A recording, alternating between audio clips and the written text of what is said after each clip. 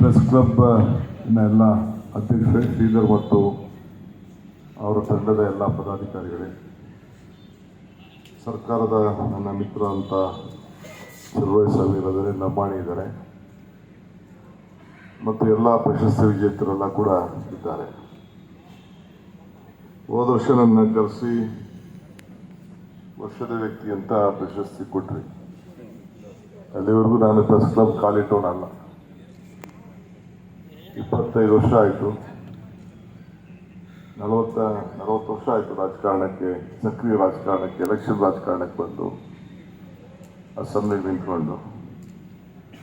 ಅದರಿಂದ ನಮ್ಮನ್ನು ವಿವಿಧ ರೀತಿಯಲ್ಲಿ ಬೆಳೆಸಿದ್ದೀರಿ. ಒಳ್ಳೆ ಪ್ರಚಾರನೂ ಕೊಟ್ಟಿದ್ದೀರಿ, ನೆಗೆಟಿವ್ ಕೊಟ್ಟಿದ್ದೀರಿ, ಪಾಸಿಟಿವ್ ಕೊಟ್ಟಿದ್ದೀರಿ. ಹಿಂದೆ ಒಂದು ಸಂದರ್ಭ ನನ್ನನ್ನು ವರ್ಲ್ಡ್ ಯೂತ್ ಸ್ಟೂಡೆಂಟ್ಸ್ ಫೆಸ್ಟಿವಲ್ಗೆ ಪ್ಯೋಂಗ್ಯಾಂಗ್ಗೆ ನನ್ನನ್ನು ಆಯ್ಕೆ ಮಾಡಿ ಕಳಿಸ್ಕೊಟ್ಟಿದ್ರು. ಆಯ್ಕೆ ಮಾಡಿ ಕಳಿಸಿದ್ರು. ಆಗ ರಾಹುಲ್ ಗಾಂಧಿಯವರು, ರಾಜೀವ್ ಗಾಂಧಿಯವರು ಈ ದೇಶದ ಪ್ರಧಾನಮಂತ್ರಿ ಆಗಿದ್ದರು. ವೆಂಕಟೇಶ್ವರಯ್ಯನವರು ಇಲ್ಲಿ ಗವರ್ನರ್ ಇದ್ದರು. ಅವರು ಬಂದು ಇನ್ನೊಂದು ದೊಡ್ಡ ಕಾರ್ಯಕ್ರಮ ನಡೀತು ಸ್ಟೇಡಿಯಂನಲ್ಲಿ, ಒಂದು ದೊಡ್ಡ ರ್ಯಾಲಿ. ಆ ರ್ಯಾಲಿ ಆದಮೇಲೆ ನಾನು ಬಂದು ಕಬ್ಬನ್ ಪಾರ್ಕಲ್ಲಿ ಬಂದು ಕೂತಿದ್ದೆ.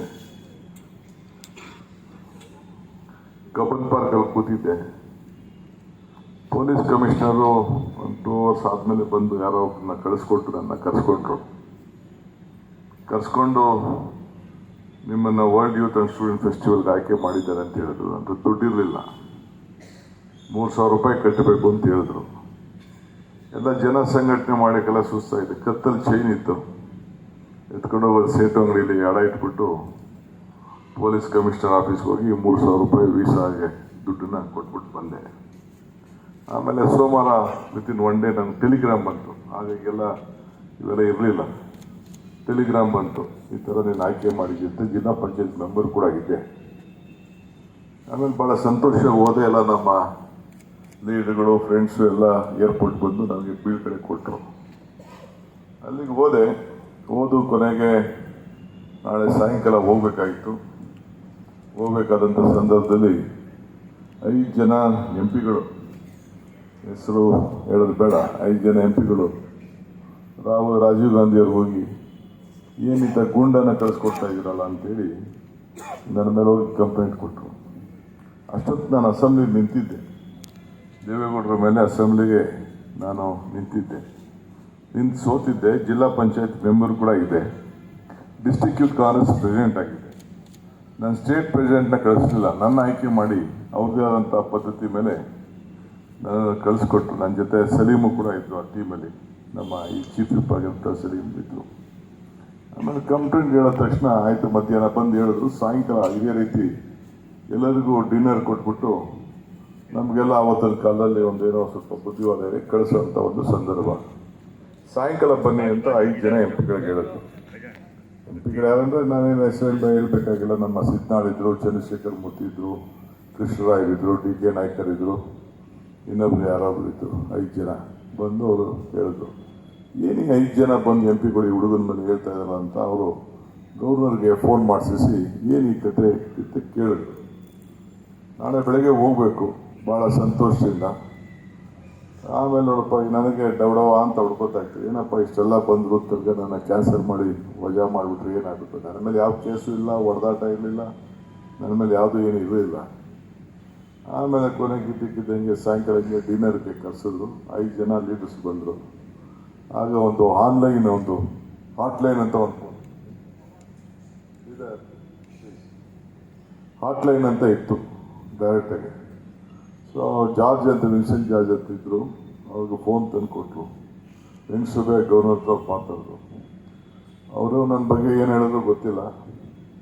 ಕೊನೆಗೆ ಹೇಳಾದ್ಮೇಲೆ ಕೊನೆಗೆ ಕೇಳಿಸ್ಕೊಂಡು 5 ಜನ MPsನು ಕರೆಸಿ, ನನ್ನೂ ಕರೆಸಿ, only controversial leaders are beneficial, controversial leaders are successful ಅಂತೇಳಿ ಅವತ್ತಿನ ಕಾಲದಲ್ಲಿ ನೀನು ಹೋಗ್ಬಾ ಅಂತೇಳಿ ನಮಗೆಲ್ಲ ಅವತ್ತಿನ ಕಾಲದಲ್ಲಿ 22 ರೂಪಾಯಿ ಡಾಲರು ನಮಗೇನೋ ಪಕ್ಷದಿಂದ ಒಂದಷ್ಟು ಡಾಲರ್ಸ್ನ ನಮಗೆ ಖರ್ಚು ಕೊಟ್ಬಿಟ್ಟು ಸ್ಟೂಡೆಂಟ್ ಲೀಡ್ಗಳು ನಾವು ಎಲ್ಲಿ ಬರಬೇಕು ನಮ್ಮ ಹತ್ರ ದುಡ್ಡು ಕೊಟ್ಬಿಟ್ಟು 22 ದಿನ ಹೋಗಿ ಕಳಿಸಿ ಬಂದೆ. ಸೊ ಹಂಗೆ ನೀವು ಕೂಡ ಮಾಧ್ಯಮದವರು ಸತ್ಯನ ಬರೆಯೋಕ್ಕೆ ಹೋಗಲ್ಲ, ಬರೀ ಕ್ಯಾರಿಡ್ ಸ್ಟೋರೀಸ್ಗೆ ಈಗ ಭಾಳ ಬೆಂಡಾಗ್ಬಿಟ್ಟಿದೆ. ಭಾಳ ಮಾಧ್ಯಮ ಭಾಳ ಸ್ಕೋಪ್ ಆಗಿದೆ. ನಾನು 25 ವರ್ಷದಿಂದ ಒಂದು ಸಂಸ್ಥೆ ನಡೆಸ್ತಾ ಇದ್ದೀನಿ. ಈ ವರ್ಷ 25 ವರ್ಷ ಆಗಿದೆ. ನಾನು ರಿಸೈನ್ ಮಾಡಿಬಿಟ್ಟೆ. ಅದಕ್ಕೆ ಬೇರೆ ನನ್ನ ಕುಟುಂಬದವ್ರಿಗೆ ಜವಾಬ್ದಾರಿ ವಹಿಸ್ಬಿಟ್ಟು ನಾನು ಈ ವರ್ಷ ಈಗ ಮೊನ್ನೆ ಒಂದು ತಿಂಗಳಲ್ಲಿ 15 ದಿನದಲ್ಲಿ ರೆಸಿಗ್ನೇಷನ್ ಕೊಟ್ಟು ಟೈಮ್ ಇಲ್ಲ ನನಗೆ ಮಾಡಿದ್ದೀನಿ.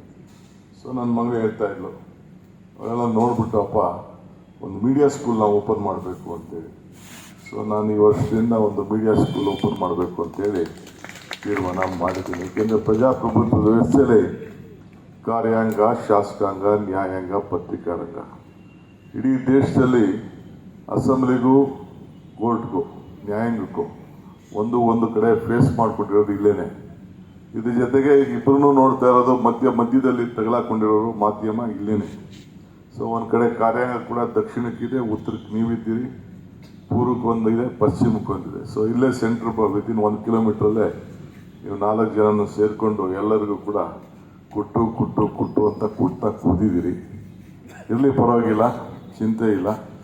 ಸೊ ನಿಮ್ಮ ಡ್ಯೂಟಿ ನೀವು ಮಾಡ್ತೀರಿ. ಬಟ್ ನಾನು ಹೇಳ್ತಾ ಇದ್ದೀನಿ ಅಂತಂದರೆ ಭಾಳ ಕಷ್ಟಪಟ್ಬಿಟ್ಟು ಬೆಳೆದಿರ್ತೀವಿ, ಭಾಳ ಶ್ರಮದಿಂದ ಬೆಳೆದಿರ್ತೀವಿ.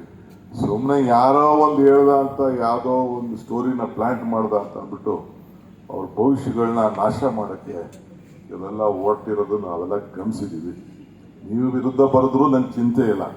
ಬಟ್ ಏನಪ್ಪ ಅಂದ್ರೆ ನಾನು ಹೇಳಲೇಬೇಕು, ನನ್ನ ಡ್ಯೂಟಿ, ನನ್ನ ಕರ್ತವ್ಯ, ನನ್ನ ಧರ್ಮ ಹೇಳಲೇಬೇಕು. ಶೃಂಗೇರಿಯಿಂದ ನೇರವಾಗಿ ಇಲ್ಲಿಗೆ ಬಂದಿದ್ದೇನೆ, ಧರ್ಮದ ಪೀಠ. ನಾನು ಶೃಂಗೇರಿ ಮಠಕ್ಕೆ ಯಾವುದೋ ದೇವಸ್ಥಾನಕ್ಕೆ ಹೋದ್ರೆ ಅದನ್ನೇ ಒಂದು ಟಿಕೆಟ್ ಮಾಡ್ತಾರೆ. ಯಾರ ಹೆಸರು ಬಿಟ್ಬಿಟ್ಟು, ಯಾವ ದೇವ್ರು ಬಿಟ್ಬಿಟ್ಟು ಅವ್ರ ಧರ್ಮ ಬಿಟ್ಬಿಟ್ಟು ಯಾರು ಇದ್ದಾರೆ, ಎಲ್ಲ ಜಾತಿಯರಿಗೂ ಅವ್ರ ಧರ್ಮ ಬೇಕು. ನಾನು ಅನೇಕ ಸಂದರ್ಭದಲ್ಲಿ ಹೇಳಿದ್ದೇನೆ, ಧರ್ಮ ಯಾವುದಾದರೂ ತತ್ವ ಒಂದೇ, ನಾಮ ನೂರಾದರೂ ದೈವ ಒಂದೇ, ಪೂಜೆ ಯಾವುದಾದರೂ ಭಕ್ತಿ ಒಂದೇ, ಕರ್ಮ ಹಲವಾದರೂ ನಿಷ್ಠೆ ಒಂದೇ, ದೇವನಪ್ಪ ನಾಮ ಹಲವು ಅಂತೇಳಿ. ನನಗೆ ಈಗ ನನ್ನ ಹೆಸರು ಶಿವಕುಮಾರ್ ಅಂತ ಹೆಸರಿದೆ. ನಾನು ಕೇಳ್ಕೊಂಡಿದ್ದೆ ಇಂಥ ಜಾತಿಲಿ ಹುಟ್ಟಬೇಕು, ಇಂಥ ಧರ್ಮದಲ್ಲಿ ಇಟ್ಬೇಕು ಅಂತ. ನಾವ್ಯಾರು ಕೇಳ್ಕೊಂಡಿರಲಿಲ್ಲ. ನಮ್ಮ ತಂದೆ ತಾಯಿಗೆ ಈಗ ಮದುವೆ ಆಗಿ ಎಷ್ಟೋ ಜನಕ್ಕೆ ನಂಗೆ ಧರ್ಮ ಬೇಡ ಅಂತ ಹೇಳ್ತಾರೆ. ಮನುಷ್ಯ ಹುಟ್ಟುವಾಗ ನಾನು ಅರ್ಜಿನೂ ಹಾಕ್ಕೊಂಡಿರಲಿಲ್ಲ.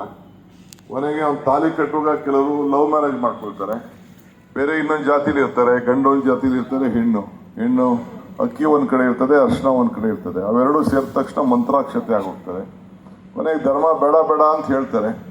ಕೊನೆಗೆ ಮೂಗು ಚುಚ್ಚಬೇಕಾರೆ, ಇಲ್ಲಾಂದರೆ ಉಡ್ದಾರ ಕಟ್ಟಬೇಕಾರೆ, ಇಲ್ಲಾಂದರೆ ನಾಮಕರಣ ಮಾಡಬೇಕಾದ್ರೆ ಅಲ್ಲಿಂದನೇ ಪ್ರಾರಂಭ ಆಗ್ತದೆ ಧರ್ಮ ಅನ್ನೋ ಒಂದು ವಿಚಾರ, ಧರ್ಮ ಅನ್ನೋದು. ಕೊನೆಗೆ ಲವ್ ಮಾಡ್ಕೊಂಡು ಮದುವೆ ಮಾಡ್ಕೊಂಡ್ಮೇಲೂ ಕೂಡ ಇಬ್ಬರು ಇನ್ನೊಂದು ಜಾತಿಲಿ ಇರ್ತಾರೆ. ಆದರೆ ಅದನ್ನು ಸುಡಬೇಕೋ ಉಣ್ಬೇಕೋ ತೀರ್ಮಾನ ಮಾಡೋದು ಅವನು ಬೇಡ ಅನ್ನೋದು ಆ ಧರ್ಮನೇ ತೀರ್ಮಾನ ಮಾಡೋದು. ಹಂಗೆ ಯಾರು ಕೂಡ ಧರ್ಮಗಳನ್ನ ಬಿಡಲಿಕ್ಕೆ ಸಾಧ್ಯ ಇಲ್ಲ. ಹಿಂಗೆ ಮಾಧ್ಯಮವನ್ನು ಕೂಡ ನಾವು ಕೂಡ ರಾಜಕಾರಣದವರು ನೀವು ಬೇಡ ನಾನು ಬೇಡ ಅಂದ್ರೂ ನಿಮ್ಮನ್ನು ಬಿಡ್ಲಿಕ್ಕೆ ಸಾಧ್ಯ ಇಲ್ಲ. ಸೊ ಅದಕ್ಕೆ ಈಗ ನಾನು ನೇರವಾಗಿ ಶೃಂಗೇರಿಯಿಂದ ಎಷ್ಟೇ ಕೆಲಸ ಇದ್ರೂ ಏನೋ ಹುಡುಗರುಗಳು ಕಷ್ಟಪಟ್ಟು ಮಾಡ್ತಾ ಇದ್ದೀರಿ, ಬೆಳೆಸ್ತಾ ಇದ್ದೀರಿ, ಪರಂಪರೆ ಬೆಳ್ಕೊಂಡು ಹೋಗಿದೆ. ನಿಮ್ಮ ಜೊತೆಲಿ ನಾನು ಇದ್ದೀನಿ, ನ್ಯಾಯ ಕೂಡ ಸಮಾಜಕ್ಕೆ ಒದಗಿಸಿ ಒಳ್ಳೆ ಕೆಲಸ ಮಾಡ್ತಾ ಇದ್ದೀರಿ. ಇವತ್ತು ಮಹಾತ್ಮ ಗಾಂಧೀಜಿಯವರು 100 ವರ್ಷ ಆಗಿದೆ ಕಾಂಗ್ರೆಸ್ನ ನಾಯಕತ್ವ, ಅಂದರೆ ದೇಶಕ್ಕೆ ಸ್ವಾತಂತ್ರ್ಯವನ್ನು ವಹಿಸಿಕೊಂಡು 100 ವರ್ಷ ಆಗಿದೆ. ಆ ಸಂಭ್ರಮ ಆಚರಣೆ ಮಾಡ್ತಾ ಇದ್ದೀವಿ. ಅವರು ಕೂಡ ಮಾಧ್ಯಮದ ಮಿತ್ರ ಆಗಿದ್ದರು. ಮಾಧ್ಯಮ ಪತ್ರಿಕೆಯನ್ನು, ಹರಿಜನ ಪತ್ರಿಕೆಯನ್ನು ಅವರು ಕೂಡ ಪ್ರಾರಂಭ ಮಾಡಿದ್ರು. ಪತ್ರಿಕಾ ಉದ್ಯಮದಲ್ಲಿ ಮಹಾತ್ಮ ಗಾಂಧೀಜಿಯವರಿದ್ದರು. ಅವರು ಕೂಡ ನಾವು ಸ್ಮರಿಸ್ಕೊಂಡು ಅವ್ರಿಗೆ ಹಾಕೊಟ್ಟಂಥ ಹಾದಿಲಿ ನಡ್ಕೊಂಡು ಸಮಾಜಕ್ಕೆ ಒಂದು ದೊಡ್ಡ ಮಾರ್ಗದರ್ಶನ ಕೊಡುವಂಥ ರೀತಿ ಭಗವಂತ ನಿಮ್ಮೆಲ್ಲರೂ ಕೂಡ ಕೊಡಲಿ ಅಂತೇಳಿ ಪ್ರಾರ್ಥಿಸಿ, ಜಾಸ್ತಿ ಹೊತ್ತು ಮಾತಾಡೋದು ಬೇಡ. ಇನ್ನು ಭಾಳ ಜನ ಈಗ ಮುನಿಯಪ್ಪನವರು ಬಂದರು, ಇನ್ನು ನಮ್ಮ ಮಂತ್ರಿ ಚಲರಾಜ ಸ್ವಾಮಿ ಅವರು ಇದ್ದಾರೆ, ಇನ್ನು ಭಾಳ ಜನಕ್ಕೆ ಅವಾರ್ಡ್ ಸಿಗಬೇಕು. ಯಾರ್ಯಾರಿಗೆ ಅವಾರ್ಡ್, MT ನಾರಾಯಣವ್ರು ಇದ್ದಾರೆ, ನಾಣಯ್ಯನವರು ಭಾಳ ವೆರಿ ಸೀನಿಯರ್ ಅಡ್ವೊಕೇಟ್, ಇನ್ನು ಭಾಳ ಜನ ಹಿರಿಯರೆಲ್ಲ ಇದ್ದಾರೆ. ಅವ್ರ ಮುಖಗಳೆಲ್ಲ ನೋಡ್ತಾ ಇದ್ದೀನಿ, ಲಿಸ್ಟನ್ನು ನೋಡಿದೆ, ಭಾಳ ಸಂತೋಷ ಆಯಿತು. ಈ ಹಾರ ಭಾಳ ಭಾರ, ಸನ್ಮಾನ ಮಾಡಿಸ್ಕೊಳ್ಳೋದು ಮುಖ್ಯ ಅಲ್ಲ. ಇದಾದಮೇಲೆ ಇನ್ನೂ ಹೆಚ್ಚಿಗೆ ನಿಮಗೆ ಜವಾಬ್ದಾರಿ, ಸಮಾಜದ ಕಣ್ಣಿಗೆ ನೀವು ಬಿದ್ದಿದ್ದೀರಿ ಅಂತ. ಸೊ ಈ ಹಾರವಾದಂಥ ಭಾರನ ಇಟ್ಕೊಂಡು ಸಮಾಜಕ್ಕೆ ಇನ್ನೂ ದೊಡ್ಡ ಸೇವೆ ಮಾಡಲಿ ಅನ್ನೋ ದೃಷ್ಟಿಯಿಂದ ಇವತ್ತು ನಮ್ಮ ಮಾಧ್ಯಮ ಸ್ನೇಹಿತರು ನಿಮ್ಮನ್ನೆಲ್ಲ ಗುರುಸಿದ್ದಾರೆ. ಅವರು ಒಳ್ಳೆಯದಾಗಲಿ, ನಿಮಗೂ ಒಳ್ಳೆಯದಾಗಲಿ ಅಂತೇಳಿ ಪ್ರಾರ್ಥಿಸಿ ಶುಭ ಹಾರೈಸಿ ನನ್ನ ಮಾತು ಮುಗಿಸ್ತೇನೆ. ನಮಸ್ಕಾರ.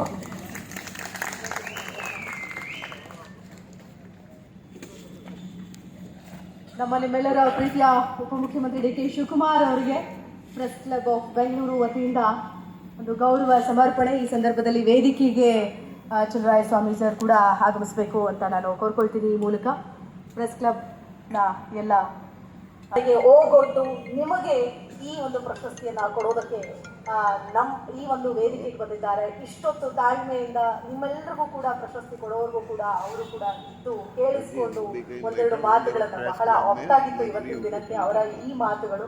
ಸೊ ಅದಕ್ಕೆ ನಿಮ್ಮೆಲ್ಲರ ಕಡೆಯಿಂದ ಒಂದು ಜೋರಾದ ಚಪ್ಪಾಳೆಯನ್ನ ಬನ್ನಿ ಅಂತ ನಾನು ಕೇಳ್ಕೊಳ್ತೀನಿ.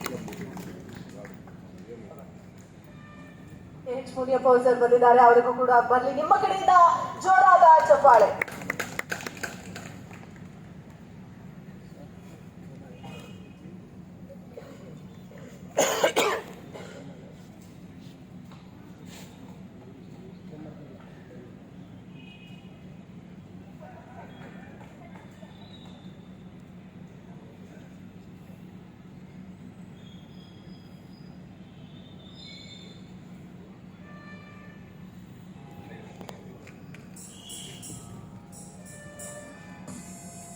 ಸುಗಲ್ಲ